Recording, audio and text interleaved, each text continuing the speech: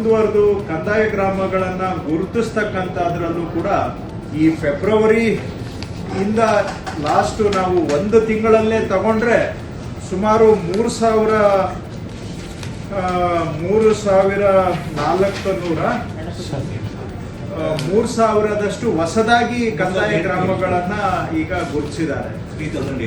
3,800 ಇದು ಕಳೆದ ಒಂದು ತಿಂಗಳಲ್ಲಿ ಹೊಸದಾಗಿ ಗುರುತಿಸಿರ್ತಕ್ಕಂಥದ್ದು ಈ ಹಿಂದೆ ಆಗಿರೋದನ್ನ ಬಿಟ್ಟು.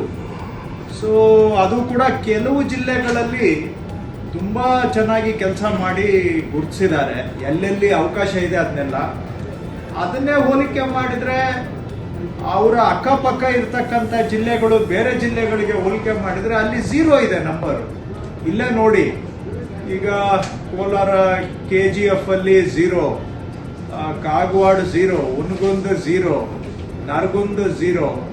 ಅದೇನೇ ನೀವು ಬೇರೆ ಕಡೆ ಈಗ ಕೋಲಾರ ಪಕ್ಕದಲ್ಲಿ ಚಿಕ್ಕಬಳ್ಳಾಪುರ ಇದೆ. ಚಿಕ್ಕಬಳ್ಳಾಪುರ ಜಿಲ್ಲೆಯಲ್ಲಿ 1,200 ಅಷ್ಟು ಹೊಸದಾಗಿ ಗುರುತಿಸಿರೋದು. ಸೊ ಹಾಸನದಲ್ಲಿ ಒಂದು 600ರಷ್ಟು ಹೊಸದಾಗಿ ಗುರುತಿಸಿದ್ದಾರೆ. ಸೊ ಈ ರೀತಿ ಕೆಲವು ಚಿಕ್ಕಬಳ್ಳಾಪುರ 1,400 ಗುರುತಿಸಿದ್ದಾರೆ. ಅದೇ ನಾವು ಕಲಬುರಗಿ 0, ಧಾರವಾಡ ಸ್ವಲ್ಪ ಎಕ್ಸಾಸ್ಟ್ ಮಾಡಿದ್ದಾರೆ. ಚಾಮರಾಜನಗರ 0 ಹೇಗೆ ಸಾಧ್ಯ? ಆ್ಯಂಡ್ ಕೋಲಾರ 0. ಈ ಥರ ಇದು ಯಾವ ಥರ ನಾವು ನೋಡಿ, ಈಗ ಚಿಕ್ಕಬಳ್ಳಾಪುರ 1,402, ಕೋಲಾರ 0, 11,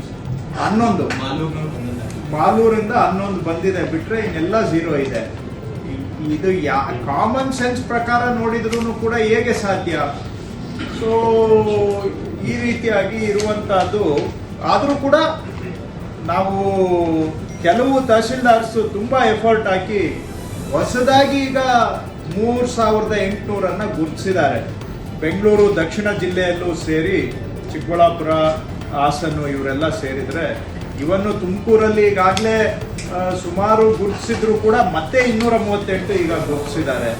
ಸೊ ಇವುಗಳೆಲ್ಲ ಮಾರ್ಚ್ 16ನೇ ತಾರೀಕು ಒಳಗಡೆ ಬಹುಶಃ ಬರುತ್ತೆ. ಇನ್ನೂ ಉಳಿದಿರೋ 2-3 ದಿನದಲ್ಲಿ ಇವೆಲ್ಲ ಆದರೆ ಒಂದು 4,000 ಅಷ್ಟು ಹೊಸದಾಗಿ ನಾವು ಗುರುತಿಸ್ತಾ ಇದ್ದೇವೆ. ಇಲ್ಲಿವರೆಗೂ ಆಗಿರುವಂತಹ ಸುಮಾರು 6,500 ಬಿಟ್ಟು 6,500 ಬಿಟ್ಟು ಇನ್ನೂ 4,000 ಅಂದರೆ ಕರ್ನಾಟಕದಲ್ಲಿ ಇತಿಹಾಸದಲ್ಲಿ 30,000 ಕಂದಾಯ ಗ್ರಾಮಗಳು ಇತಿಹಾಸದಲ್ಲಿ ಬಂದಿದ್ದಾವೆ.